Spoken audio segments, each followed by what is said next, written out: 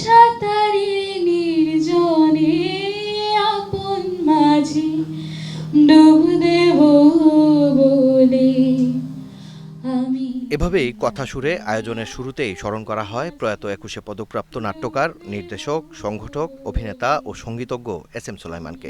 Theatre art ইউনিটের নাট্যকর্মীদের মনোমুগ্ধকর এই পরিবেশনার পরই শুরু হয় মূল আয়োজন। প্রতি বছরের মতো এবারও এস.এম. সুলাইমানের জন্ম ও মৃত্যুকে স্মরণ করে থিয়েটার আর্ট ইউনিট আয়োজন করে অনুষ্ঠানের। সোমবার সন্ধ্যায় রাজধানীর শিল্পকলা একাডেমির স্টুডিও থিয়েটারে এবারের এস.এম. সুলাইমান প্রণোদনা পদক 2025 তুলে দেওয়া হয় নাট্যকার, নির্দেশক ও অভিনেতা মুক্তনীলের হাতে। জীবনের এরকম একটা অবস্থায় এসে প্রাদপ্রদীপের একদম শেষ আলোটি নিভৃত করছিল, তখনই হয়তো থিয়েটার আর্ট ইউনিট আমাকে নির্বাচন করেছে। তো সেটা আমি মনে করছি যে সেই প্রাদপ্রদীপের হয়তো শিখার একেবারে তলানির কিছু ফুয়েল হিসেবে কাজ করতে পারে।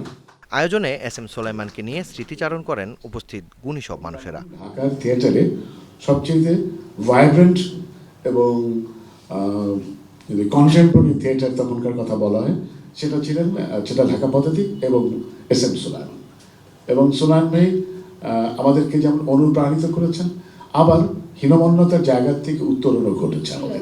থিয়েটার হাব একটা ছিল, যেটা নাকি it was extremely colorful and vibrant and free, যেখান থেকে সুলাইমান ভাইয়ের মতো মানুষ বেরোতে পেরেছে, মানে আসতে পেরেছে, লিখতে পেরেছে, কাজ করতে পেরেছে।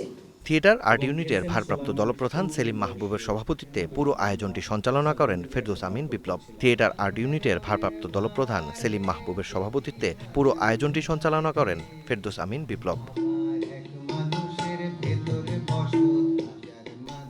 মাকসুদুল হক ইমু, ডিবিসি নিউজ।